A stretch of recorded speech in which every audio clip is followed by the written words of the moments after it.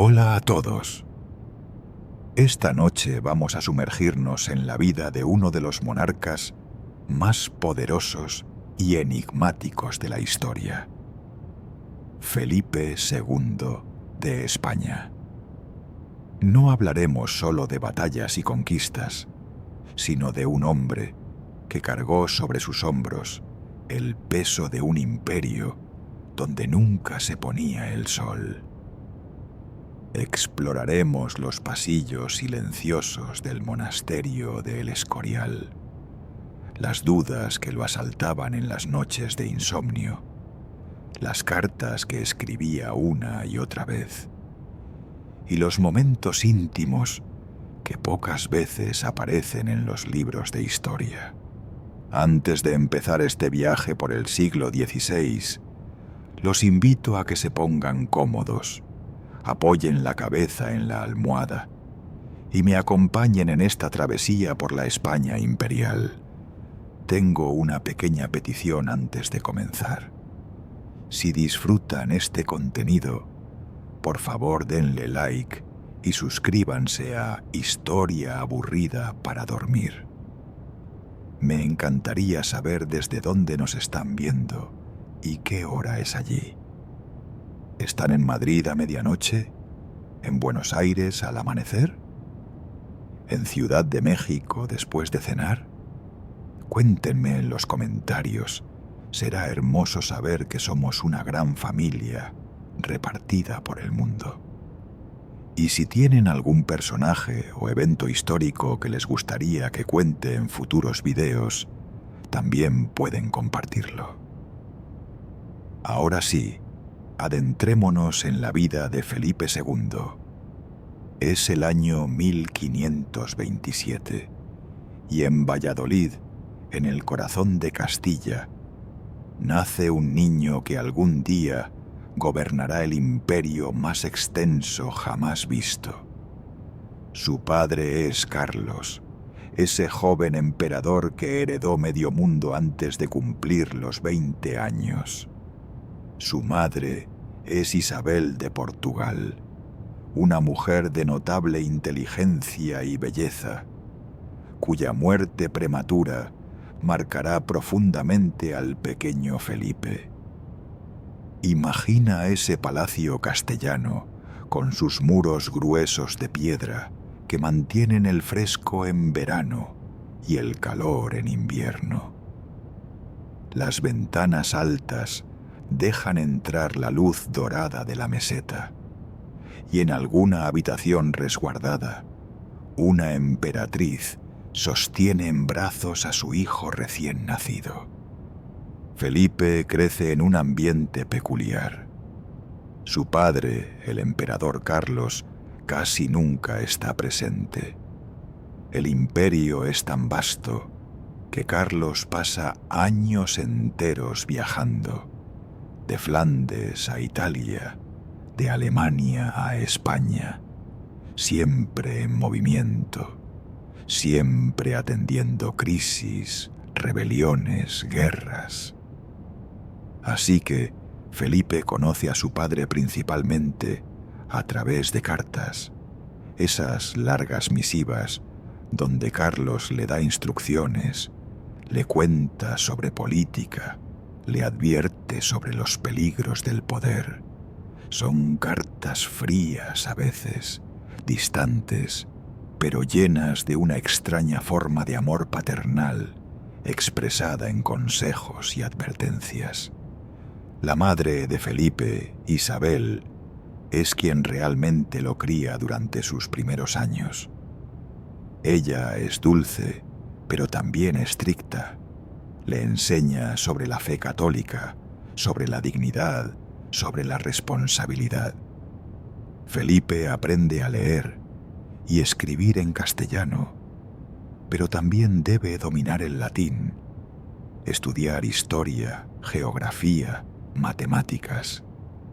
Sus tutores son hombres serios, clérigos en su mayoría, que ven en este niño rubio de ojos claros al futuro defensor de la cristiandad. No hay mucho espacio para juegos en la infancia de Felipe. Mientras otros niños corren por los campos, él está en una sala estudiando mapas del mundo, aprendiendo dónde están los territorios de su padre, cuáles son las amenazas. Cuando Felipe tiene apenas 6 años, ocurre una tragedia que lo marcará para siempre. Su madre, Isabel, muere después de dar a luz a otro hijo que tampoco sobrevive. Es 1539 y el pequeño príncipe se encuentra de repente sin esa presencia cálida que había sido su ancla. Carlos está lejos, como siempre, lidiando con los protestantes en Alemania. Felipe queda bajo el cuidado de tutores y consejeros, hombres que ven en él no a un niño que necesita consuelo, sino a un príncipe que debe aprender a controlar sus emociones.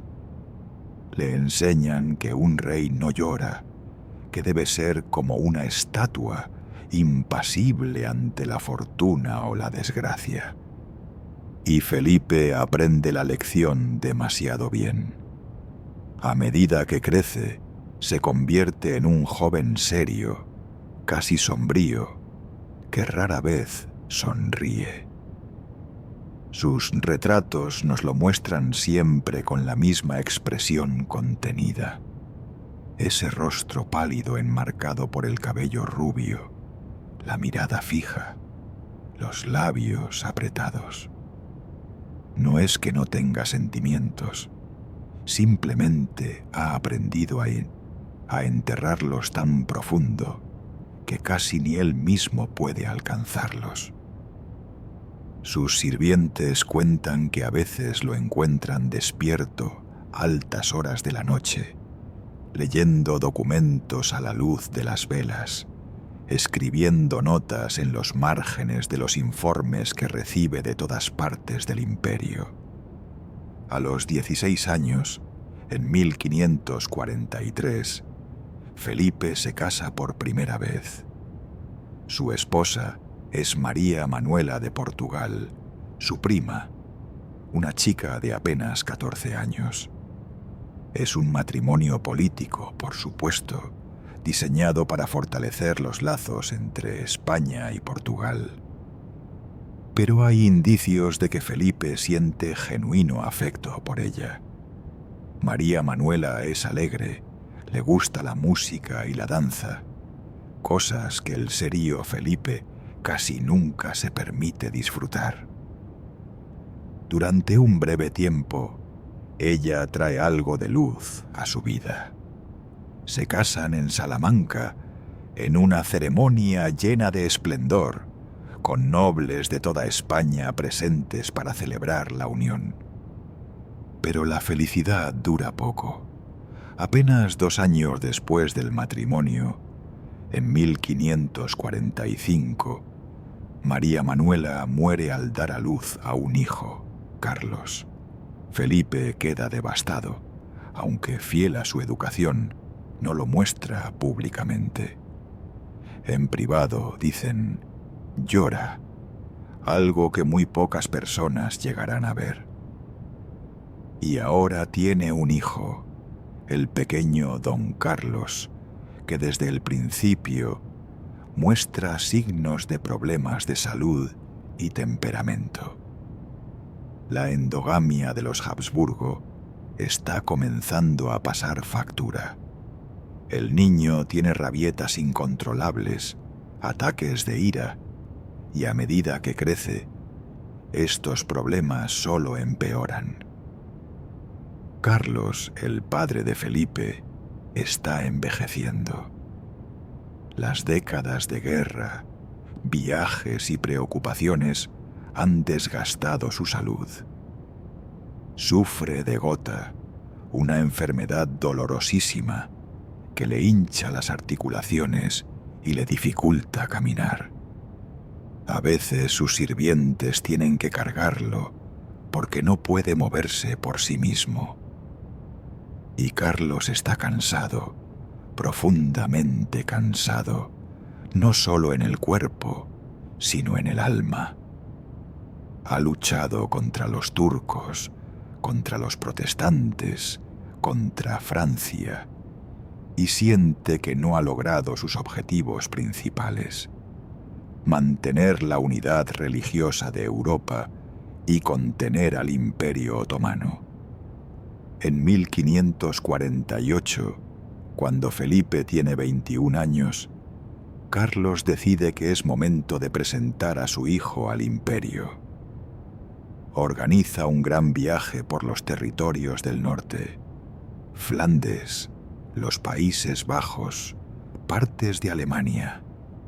Felipe debe conocer estos lugares, conocer a los nobles locales, aprender sus idiomas y costumbres.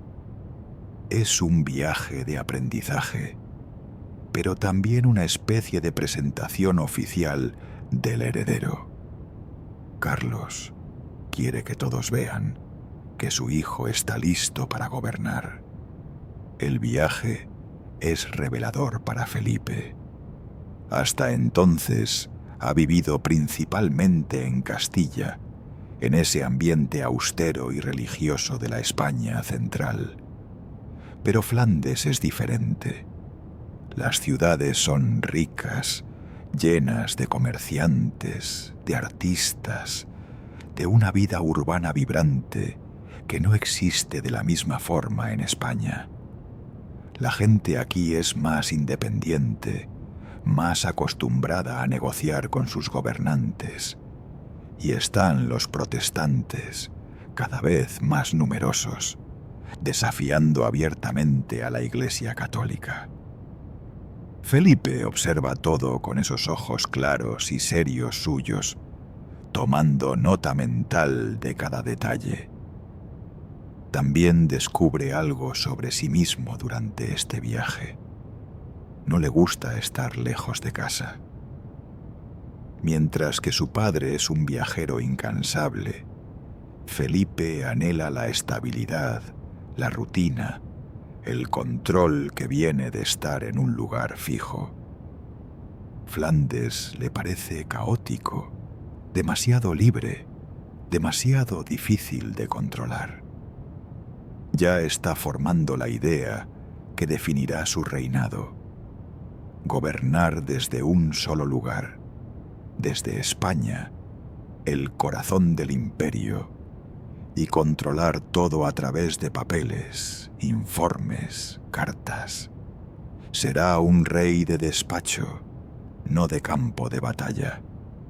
En 1554, cuando Felipe tiene 27 años, Carlos organiza otro matrimonio para él, esta vez con María Tudor, reina de Inglaterra. Es una jugada política magistral. Si este matrimonio funciona, España e Inglaterra estarían unidas, creando un bloque católico formidable contra Francia y los protestantes. Felipe viaja a Inglaterra, un lugar lluvioso y gris que le parece deprimente. María es 11 años mayor que él, una mujer que ha sufrido mucho en su vida, marcada por las luchas religiosas de Inglaterra y por la incertidumbre sobre su legitimidad como reina. El encuentro entre Felipe y María es extraño. Ella está desesperada por casarse, por tener un heredero católico que asegure el futuro de la fe verdadera en Inglaterra. Felipe es cortés, cumple con su deber matrimonial, pero no hay amor real allí. Pasa el menor tiempo posible en Inglaterra, apenas un año en total durante todo el matrimonio. María se convence varias veces de que está embarazada. Llega a anunciar públicamente embarazos que resultan ser imaginarios, producto de su desesperación y quizás de algún problema médico. Es triste, realmente. Ella lo ama, o al menos ama la idea de él, mientras que Felipe solo ve una alianza política que no está dando los frutos esperados. En 1556 sucede algo extraordinario. Carlos, el emperador que ha gobernado medio mundo, decide abdicar. Es un acto casi sin precedentes en la historia europea. Los reyes no renuncian, mueren en el trono o son derrocados. Pero Carlos está acabado, física y espiritualmente agotado. En una ceremonia en Bruselas, con lágrimas en los ojos, Carlos cede a Felipe los reinos de España, Nápoles, Sicilia, los Países Bajos, el Franco Condado y las vastas posesiones americanas. Es una transferencia de poder increíble. Felipe, a los 29 años, se convierte en el hombre más poderoso del mundo. Pero Carlos no le da el título de emperador del Sacro Imperio Romano Germánico. Ese va a su hermano Fernando, que ya está establecido en Viena. Es una división del Imperio Habsburgo que tiene sentido práctico, pero que refleja también el fracaso del sueño de Carlos de un imperio universal. Felipe hereda un imperio oceánico y mediterráneo, centrado en España, mientras que Fernando obtiene las tierras alemanas y la corona imperial nominal.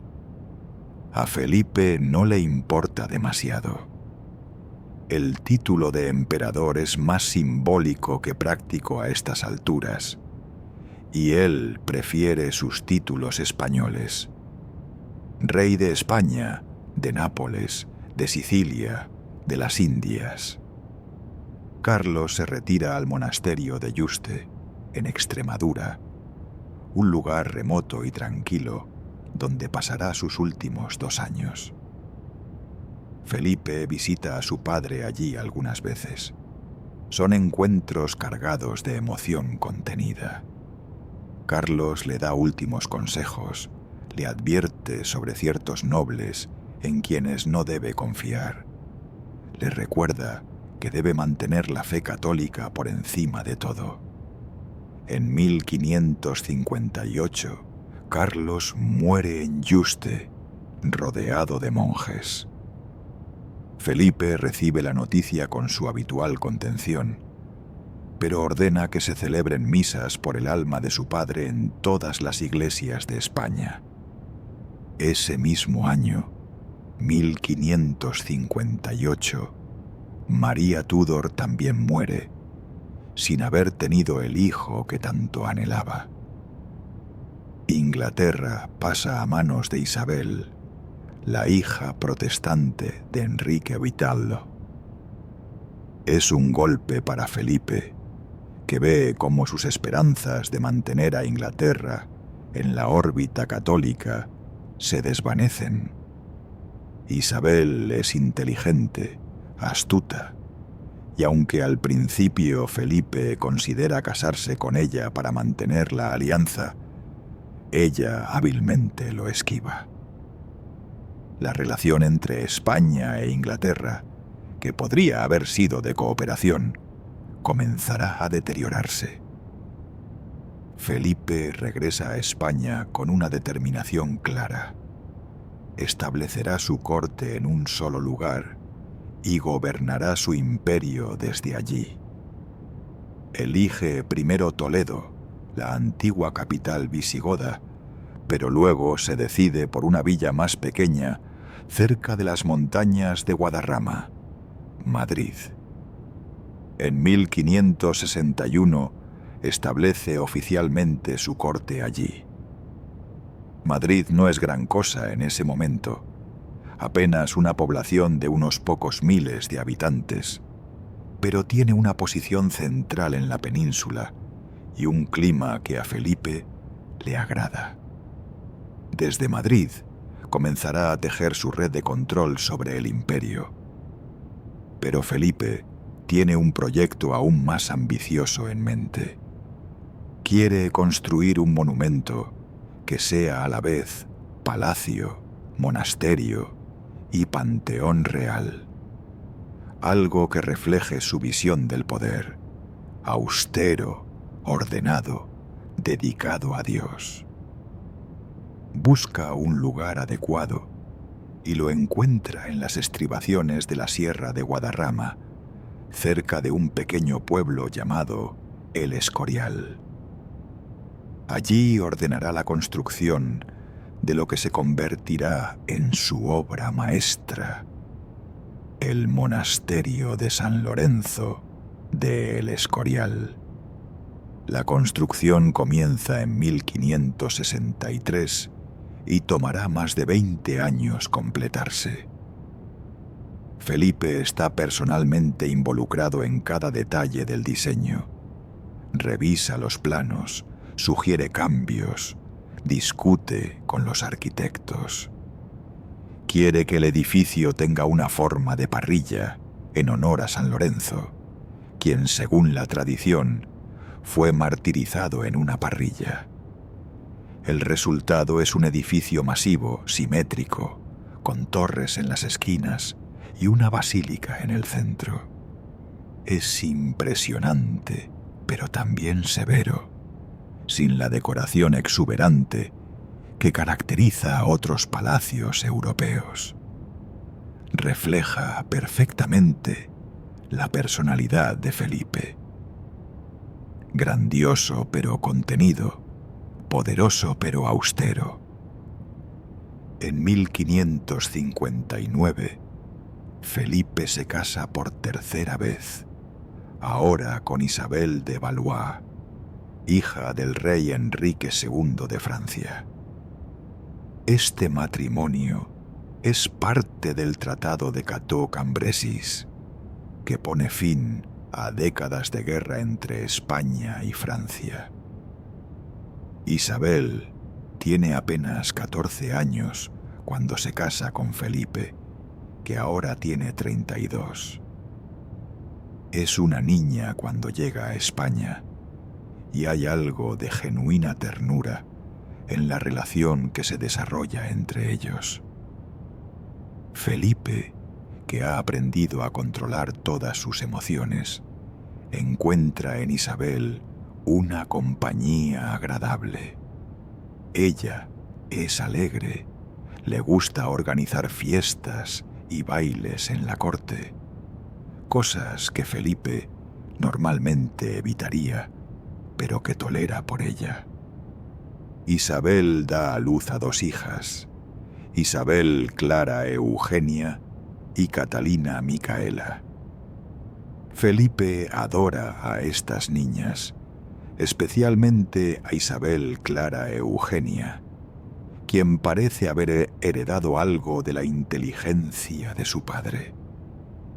Pero en 1568, cuando apenas tiene 22 años, Isabel de Valois muere durante otro parto.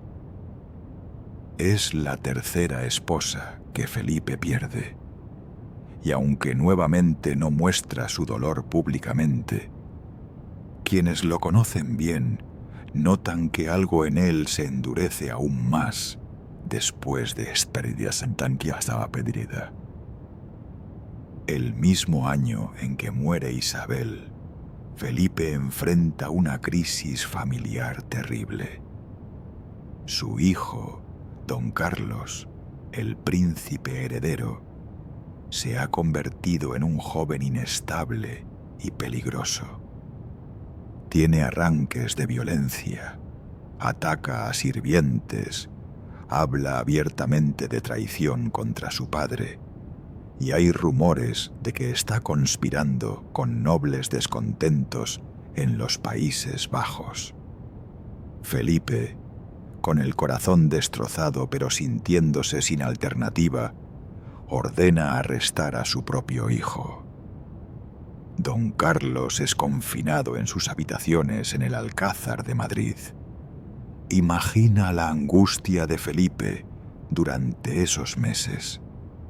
Es un hombre que ha aprendido a no mostrar emociones, pero tener a su único hijo varón, su heredero, prisionero en el palacio, debe ser una tortura. Don Carlos, en su cautiverio, se niega a comer adecuadamente. Bebe agua helada en exceso. Su salud se deteriora rápidamente. En julio de 1568, apenas 6 meses después de su arresto, Don Carlos muere. Las circunstancias exactas nunca quedarán del todo claras. Murió por su propia negligencia de su salud. ¿Fue asesinado por orden de Felipe? Los historiadores todavía debaten. La leyenda negra española, esa propaganda antiespañola propagada principalmente por los protestantes holandeses y los ingleses, hará de este episodio una de sus historias favoritas. Presentarán a Felipe como un tirano frío que asesinó a su propio hijo. La realidad es probablemente más compleja y más triste. Un padre desesperado que sintió que no tenía opción ante un hijo mentalmente inestable que representaba una amenaza para el reino, y luego tuvo que vivir con las consecuencias de esa decisión. Felipe necesita un heredero. Sin Don Carlos, no tiene ningún hijo varón.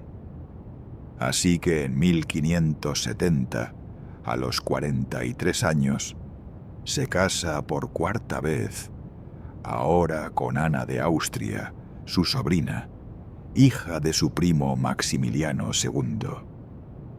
Ana tiene 22 años, es joven, y Felipe espera que finalmente le dé el heredero estable que necesita. Y así será.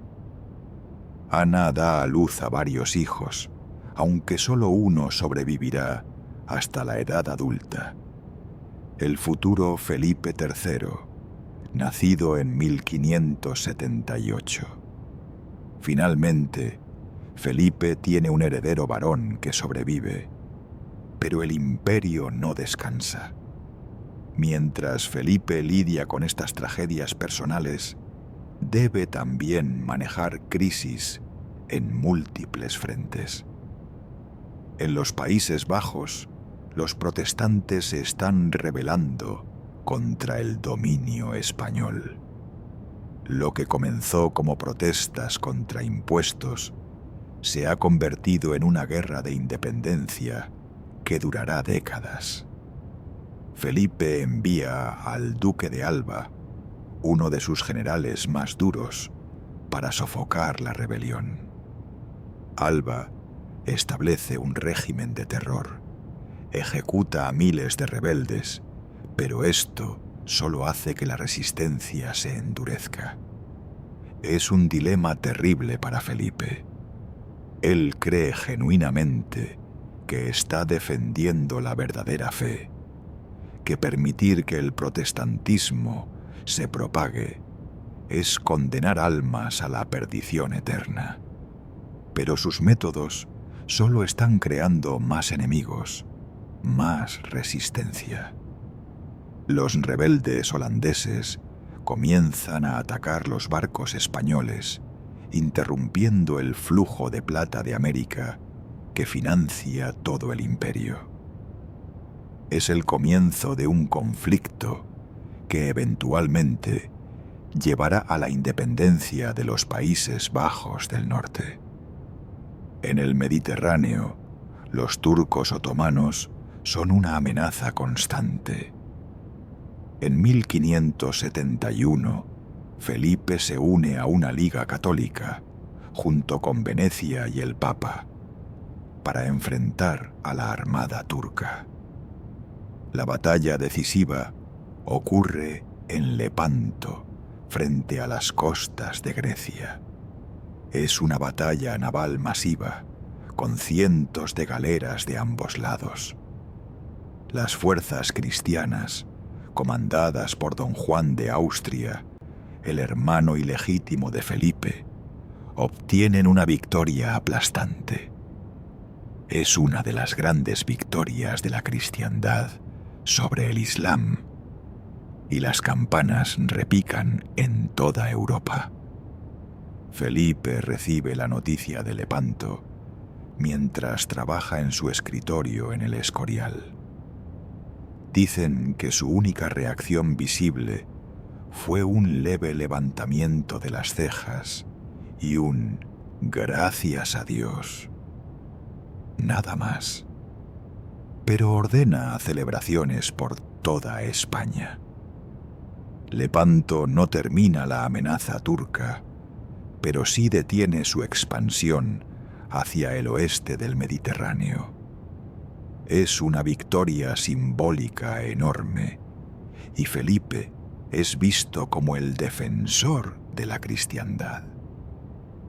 En 1580, Felipe logra uno de sus mayores triunfos políticos sin disparar un solo tiro. El rey de Portugal muere sin herederos directos, y Felipe, como nieto de un rey portugués por línea materna, reclama el trono. Hay otros pretendientes, pero Felipe combina diplomacia y la amenaza de fuerza militar para asegurar la corona portuguesa. Envía un ejército comandado por el duque de Alba, que está viejo pero todavía efectivo, y las cortes portuguesas finalmente lo aceptan como rey. Esto significa que ahora, bajo Felipe, todos los territorios ibéricos están unidos. España y Portugal, junto con todos sus imperios coloniales, forman un conjunto gigantesco. El imperio de Felipe verdaderamente se extiende alrededor del mundo, desde las Filipinas en Asia, nombradas en su honor, pasando por las Indias orientales, bajo control portugués, hasta las vastas tierras de América del Sur y Central, y luego de vuelta a Europa con España, Italia, los Países Bajos. Es el momento de máxima extensión del poder español. Pero administrar todo esto desde un escritorio en el Escorial es una tarea casi imposible.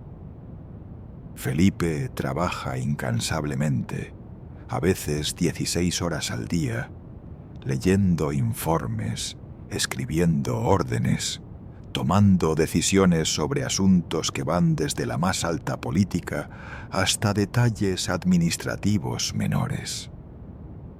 Sufre de hemorroides, una condición dolorosa que le dificulta sentarse durante largos periodos, pero aún así continúa trabajando. Se vuelve casi legendario por su meticulosidad. Lee todo, comenta todo, firma todo personalmente. Sus cortesanos y consejeros a veces se desesperan con su lentitud en tomar decisiones. Felipe quiere conocer todos los detalles antes de actuar, quiere consultar con expertos, pesar todas las opciones. En una era donde las comunicaciones pueden tomar semanas o meses, esta cautela puede ser desastrosa. Pero Felipe es así. Prefiere ser cuidadoso que impulsivo. Ha visto cómo las decisiones precipitadas de otros reyes han llevado al desastre y está determinado a no cometer los mismos errores. Este Arada, por cierto, si te preguntas cómo Felipe encontraba tiempo para todo esto, bueno, la respuesta es simple: casi no dormía. Era un insomne crónico, algo que probablemente no ayudaba a su salud general ni a su estado de ánimo. Pero al menos le daba muchas horas extras para seguir leyendo esos interminables informes de virreyes, gobernadores y embajadores de todo el mundo conocido. La vida en la corte de Felipe es curiosamente austera para un rey tan poderoso. No hay las fiestas lujosas que caracterizan a otras cortes europeas. La etiqueta es rígida, casi sofocante. Los nobles deben seguir reglas estrictas sobre cómo dirigirse al rey, dónde pueden estar y cuándo. Felipe mismo viste de negro casi siempre, un estilo que se convertirá en la marca de la nobleza española. Come de manera simple, prefiere platos castellanos tradicionales a las elaboraciones culinarias. No bebe en exceso, a diferencia de muchos nobles de la época. Su día típico comienza temprano, con misa. Felipe es profundamente religioso. Asiste a varios servicios religiosos cada día. Luego va a su despacho, donde pasará la mayor parte del día rodeado de papeles. Almuerza rápidamente, a menudo sin dejar de leer documentos. Por la tarde, más trabajo. A veces sale a caminar por los jardines del Escorial o de cualquier palacio donde esté, siempre acompañado por secretarios que le leen informes mientras camina. Por la noche, cena, más misa y luego de vuelta al trabajo hasta altas horas de la madrugada. No es una vida feliz, exactamente, pero es la vida que Felipe ha elegido, o quizás la que siente que debe vivir. Lleva el peso del imperio sobre sus hombros y lo siente cada día. Cree genuinamente que es responsable ante Dios por las almas de sus súbditos, que debe mantenerlos en la fe católica, no solo por razones políticas, sino por la salvación eterna de todos. Es una carga tremenda y explica mucho sobre por qué Felipe es como es: serio, trabajador incansable, intolerante con el protestantismo, determinado a controlar cada aspecto de su vasto reino. Los años 1580 ven a Felipe en la cima de su poder. Ha unido los reinos ibéricos, ha derrotado a los turcos en Lepanto. Sus flotas traen plata de América en cantidades sin precedentes. El Escorial está casi terminado, un testimonio en piedra de su visión. Pero las nubes de tormenta están reuniéndose. Los rebeldes holandeses no se rinden. Inglaterra, bajo Isabel, se está convirtiendo en un enemigo cada vez más peligroso, y los costos de mantener su imperio están comenzando a exceder incluso las enormes riquezas de América. Pero todo eso lo veremos más adelante. Por ahora, imagina a Felipe en su escritorio en el Escorial, rodeado de papeles, la luz de las velas parpadeando, mientras trabaja hasta la medianoche. Afuera, el imperio más grande del mundo continúa funcionando, cada una de sus partes conectada de alguna manera a este hombre solitario en su monasterio-palacio en las montañas españolas. Es un cuadro extraño de poder. No hay cortes brillantes ni banquetes espléndidos, solo un hombre y sus papeles, tratando de controlar medio mundo a través de la escritura. En la próxima parte de nuestra historia, veremos cómo ese poder será desafiado cómo la armada invencible zarpará hacia su destino, cómo las tensiones religiosas alcanzarán su punto crítico y cómo Felipe enfrentará los años finales de su vida. Pero por ahora, dejemos al rey trabajando en su despacho, bajo la luz mortecina de las velas, mientras el imperio respira a su alrededor en la oscuridad de la noche. Por cierto, quiero hacerles un pequeño recordatorio. Si están disfrutando este video, no olviden suscribirse al canal. Ahora continuemos desde donde nos quedamos. Estamos en la década de 1580 y Felipe II se encuentra en la cumbre de su poder. Ha unificado toda la península ibérica bajo su corona. Controla un imperio que literalmente se extiende por todo el globo. Y la plata americana fluye en cantidades que hacen de España la potencia económica dominante de Europa. Pero como suele suceder en la historia, el momento de mayor poder a menudo precede a los mayores desafíos. Y Felipe está a punto de enfrentar algunos de los retos más duros de su reinado. El problema más persistente sigue siendo los Países Bajos. Han pasado ya casi 20 años desde que comenzó la rebelión, y lejos de apagarse, el fuego se ha extendido. Las provincias del norte, bajo el liderazgo de Guillermo de Orange, se han unido en lo que llaman las Provincias Unidas.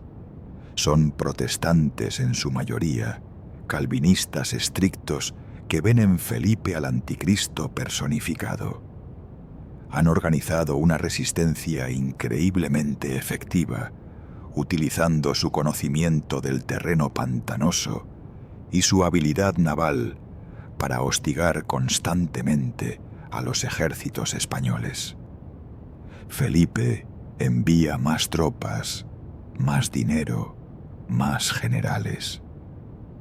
Alejandro Farnesio, uno de los comandantes más brillantes de la época, logra reconquistar las provincias del sur, la actual Bélgica, que permanecerán católicas y leales a España. Pero el norte se le escapa. Cada vez que parece que está a punto de sofocar la rebelión, los holandeses encuentran nuevos recursos, nuevo apoyo, principalmente de Inglaterra. Isabel I, esa reina que Felipe una vez consideró desposar, ahora es su enemiga más astuta y peligrosa. Isabel ha estado jugando un juego muy inteligente. No declara abiertamente la guerra a España, pero envía dinero y voluntarios a los rebeldes holandeses. Permite que corsarios ingleses, como Francis Drake, ataquen los barcos españoles y saqueen las colonias españolas en América. Drake es como una pesadilla constante para Felipe.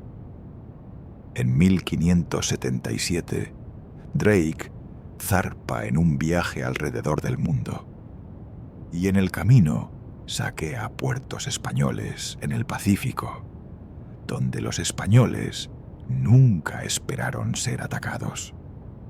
Regresa a Inglaterra en 1580, cargado de tesoros españoles, e Isabel lo nombra caballero.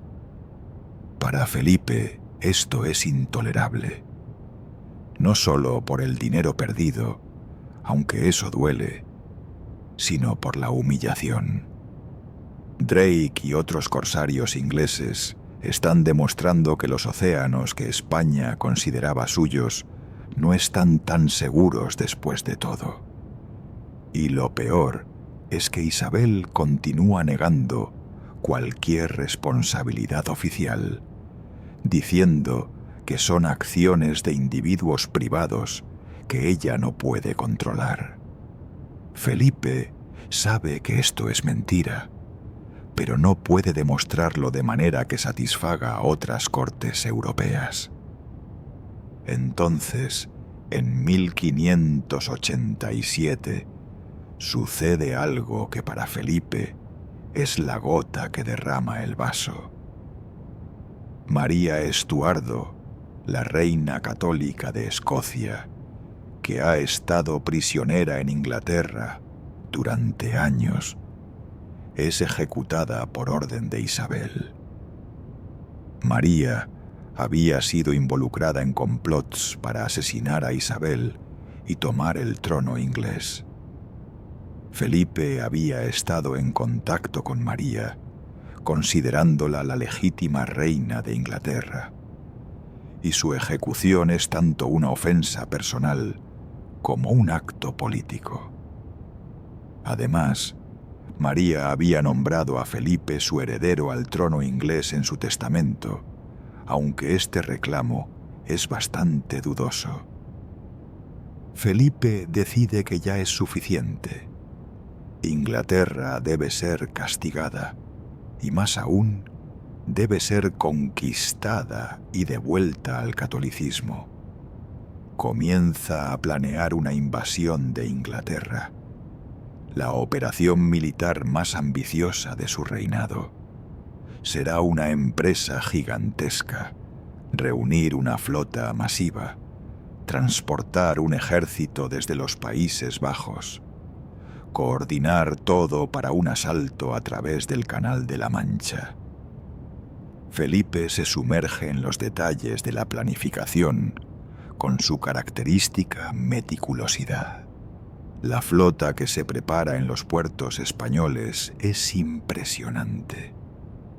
Se la llama la Armada Invencible, aunque ese nombre es más bien propaganda inglesa posterior.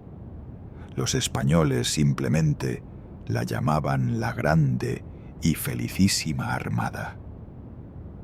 Consta de unos 130 barcos, transportando aproximadamente 30.000 hombres entre marineros y soldados. Es la fuerza naval más grande jamás reunida hasta ese momento. El plan es navegar hasta los Países Bajos, recoger al ejército de Alejandro Farnesio allí, unos 30.000 soldados más, y luego cruzar el canal para invadir Inglaterra. En mayo de 1588, la Armada zarpa de Lisboa bajo el mando del duque de Medina, en Sidonia. Ahora, aquí hay un detalle interesante. Medina Sidonia no quería el puesto. De hecho, le escribió a Felipe rogándole que nombrara a otro. Dijo que se mareaba en los barcos, que no tenía experiencia naval, que no era el hombre adecuado para esta misión. Pero Felipe insistió. Medina Sidonia era un gran noble, leal, y Felipe confiaba en él. Era una decisión que tendría consecuencias. La armada tiene un comienzo difícil. Las tormentas dispersan los barcos y tienen que reagruparse en La Coruña. Finalmente, a finales de julio, llegan a las aguas inglesas. Los ingleses los están esperando. La armada inglesa, bajo el mando de Lord Howard y con Francis Drake como vicealmirante, es más pequeña en número, pero tiene ventajas cruciales. Sus barcos son más rápidos y maniobrables, y sus cañones tienen mayor alcance. Durante varios días hay una serie de escaramuzas mientras la armada avanza lentamente por el canal. Los españoles mantienen una formación defensiva apretada, como una media luna que los ingleses no pueden romper. Llegan a Calais, donde planean encontrarse con el ejército de Farnesio. Pero hay un problema. Farnesio no está listo. Sus tropas están tierra adentro y los rebeldes holandeses controlan las aguas costeras con sus pequeñas naves. No hay forma de que el ejército embarque con seguridad. Mientras la armada espera anclada frente a Calais, los ingleses lanzan brulotes, barcos incendiarios, hacia la flota española en medio de la noche. El pánico se apodera de los españoles. Para evitar los barcos en llamas, cortan sus anclas y se dispersan. La formación cuidadosa se rompe. Al día siguiente, 8 de agosto, viene la batalla decisiva frente a Gravelines. Los ingleses, ahora que los españoles están dispersos, pueden atacar barcos individuales con sus cañones de largo alcance. Es una batalla brutal. Los españoles luchan valientemente, pero están en desventaja. Sus barcos están diseñados para acercarse y abordar al enemigo, táctica que funcionó en Lepanto contra los turcos, pero los ingleses se niegan a acercarse. Disparan desde la distancia, causando daño mientras permanecen fuera del alcance de los arcabuces y cañones españoles de corto alcance. Algunos barcos españoles se hunden, otros quedan gravemente dañados. Medina Sidonia se da cuenta de que la misión ha fallado.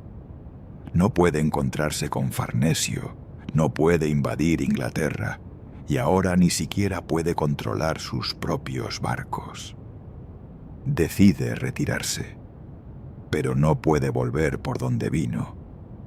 Los ingleses controlan el canal, así que toma la única ruta posible: rodear las islas británicas por el norte, pasando entre Escocia e Irlanda, y luego bajar por el Atlántico de vuelta a España. Es un viaje infernal. Los barcos españoles, muchos ya dañados, se enfrentan a las tormentas del Atlántico Norte en agosto y septiembre. Algunos naufragan en las costas de Irlanda y Escocia. Los sobrevivientes que llegan a tierra son a menudo asesinados por los locales o entregados a los ingleses. De los 130 barcos que zarparon, solo unos 60 regresan a España, muchos en condiciones lamentables. De los 30.000 hombres, se estima que menos de la mitad sobrevivieron. Felipe recibe las noticias del desastre en El Escorial. Su reacción, según los testigos, es de una calma inquietante. Dice algo como: «Yo envié a mis barcos a luchar contra los hombres, no contra los vientos y las olas». Acepta el resultado como la voluntad de Dios, pero en privado debe ser devastador. Ha invertido enormes recursos en esta empresa, tanto dinero como prestigio, y ha fracasado. Su reputación de invencibilidad se ha roto. Sin embargo, y esto es importante entenderlo, el desastre de la Armada no es el fin del poder español. Inglaterra no ha sido conquistada, pero tampoco España ha sido derrotada de manera decisiva. La guerra entre España e Inglaterra continuará por otros 15 años.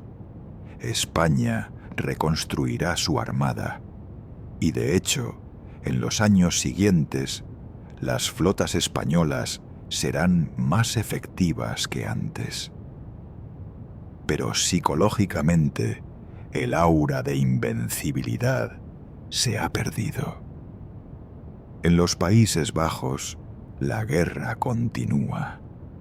Alejandro Farnesio sigue luchando brillantemente, pero es una guerra de desgaste que está drenando el tesoro español. Y aquí está la paradoja cruel del imperio de Felipe. A pesar de toda la plata que viene de América, nunca es suficiente. Los gastos militares son astronómicos. En 1557, antes incluso de convertirse en rey, Felipe tuvo que declarar la primera bancarrota, suspendiendo pagos a sus acreedores. Lo hará de nuevo en 1575 y otra vez en 1596. No son bancarrotas en el sentido moderno. España no desaparece.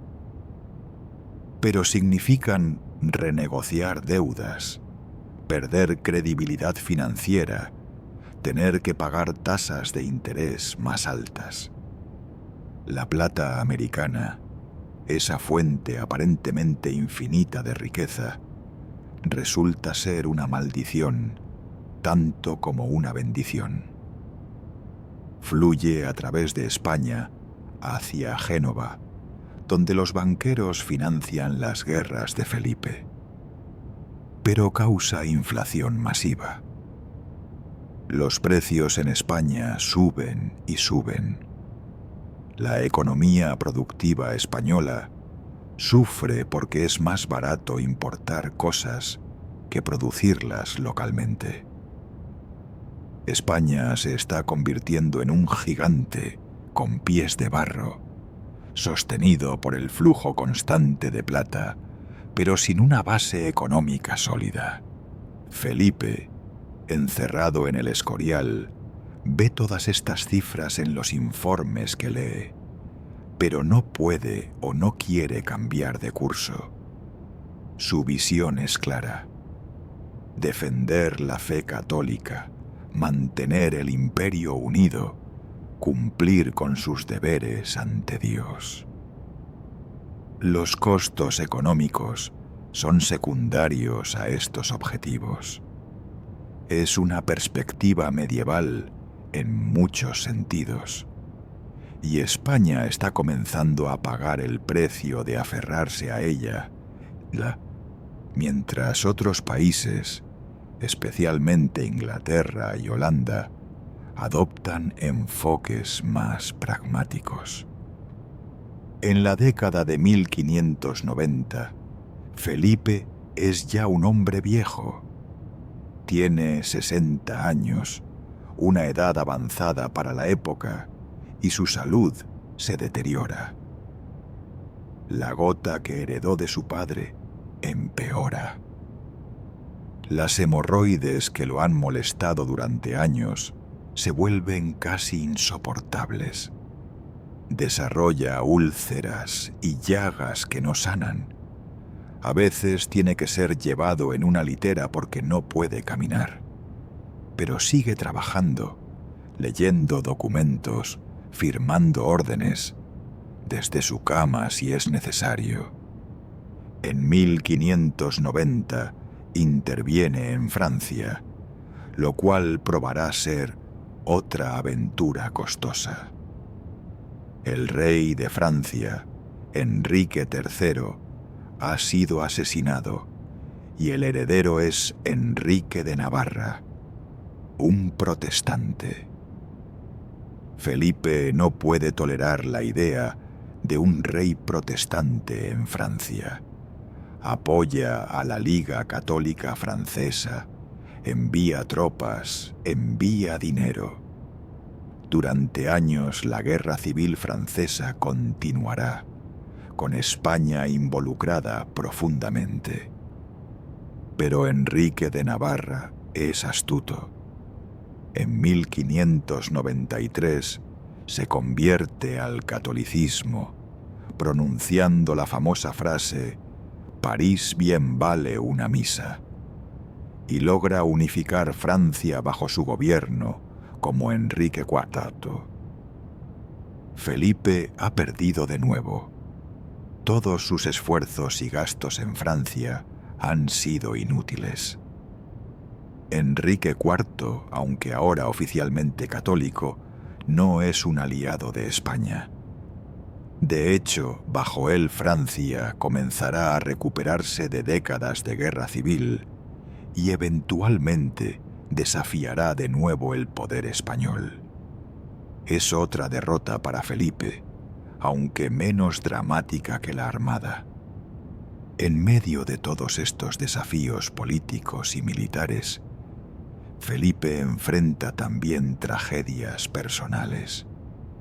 En 1580 había muerto su cuarta esposa, Ana de Austria, después de darle varios hijos. De todos ellos, solo Felipe, el futuro Felipe III, sobrevive hasta la edad adulta. Felipe padre se dedica a criar a su hijo con el mismo rigor con el que él fue criado. Pero hay una diferencia. Felipe III no tiene la capacidad ni el interés de su padre por los detalles del gobierno. Es un joven que prefiere la caza y las fiestas a leer informes administrativos. Felipe II debe darse cuenta de esto. Debe ver que su hijo no será el tipo de rey que él ha sido. Pero, ¿qué puede hacer? Es su único heredero varón. Así que continúa educándolo, esperando que la responsabilidad del cargo lo madure cuando llegue el momento. Felipe III se casa en 1599 con Margarita de Austria, y de este matrimonio vendrán muchos hijos, asegurando la continuidad dinástica. Pero Felipe II no vivirá para ver a la mayoría de sus nietos. También esas están sus hijas de su tercer matrimonio, Isabel Clara Eugenia y Catalina Micaela. Felipe las adora, especialmente a Isabel Clara Eugenia, quien es inteligente y capaz. Algunos sugieren que ella sería mejor gobernante que Felipe III, pero eso no es posible en las reglas de sucesión de la época.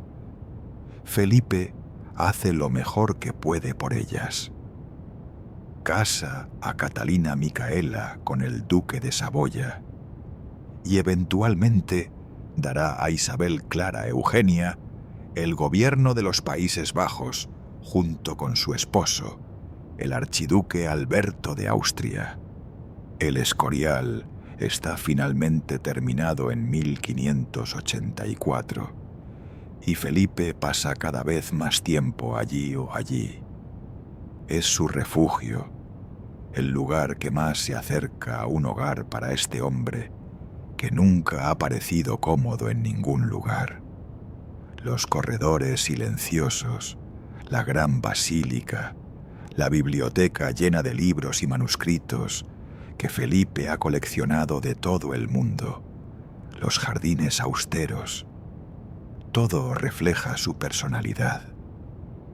Tiene sus habitaciones privadas, sorprendentemente modestas para un rey tan poderoso.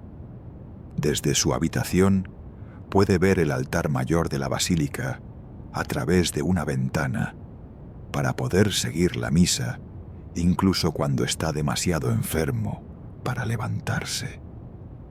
Debajo del altar mayor está el Panteón Real, donde reposan los restos de su padre, Carlos V, y donde Felipe mismo será enterrado. Es una cripta austera, con nichos de mármol para los ataúdes. Felipe a veces baja allí, mirando los sarcófagos, contemplando la mortalidad. Para un hombre que ha controlado tanto poder, debe ser una experiencia extraña contemplar el lugar donde todo ese poder terminará. A medida que envejecen sus enemigos, también están envejeciendo o muriendo. Isabel de Inglaterra, que ha sido su rival durante décadas, continúa gobernando, pero tampoco ella es joven. Guillermo de Orange, el líder de la rebelión holandesa, fue asesinado en 1584 por un fanático católico. Pero su hijo Mauricio de Nassau ha tomado su lugar y es aún más efectivo militarmente. La guerra en los Países Bajos se ha convertido en algo casi rutinario, con campañas cada verano, asedios, escaramuzas, pero ningún lado capaz de lograr la victoria decisiva. Felipe también tiene que lidiar con problemas dentro de España. En 1591 hay una rebelión en Aragón, una de las coronas que componen el reino español. El problema surge de la detención de Antonio Pérez, el ex secretario de Felipe, que había caído en desgracia y está acusado de asesinato y traición. Pérez huye a Aragón y reclama los fueros, los antiguos privilegios y leyes aragonesas que limitan el poder del rey. Los aragoneses se rebelan cuando Felipe envía tropas para arrestar a Pérez. Es una situación delicada. Aragón no es Castilla. Tiene sus propias leyes, sus propias cortes. Felipe tiene que actuar cuidadosamente. Envía un ejército, pero también negocia. Eventualmente, la rebelión es sofocada. Pérez escapa a Francia y luego a Inglaterra, donde escribirá memorias difamatorias sobre Felipe, contribuyendo a la leyenda negra. Pero el incidente muestra las tensiones dentro del propio España, las dificultades de gobernar, lo que es esencialmente una colección de reinos diferentes bajo una sola corona. La Inquisición española, esa institución que se ha convertido en sinónimo del reinado de Felipe, continúa su trabajo. Felipe es un ferviente defensor de la Inquisición. La ve como necesaria para mantener la pureza de la fe en sus reinos. Bajo su reinado, la Inquisición persigue a protestantes, judíos conversos sospechosos de seguir practicando su antigua fe, y cualquier forma de herejía.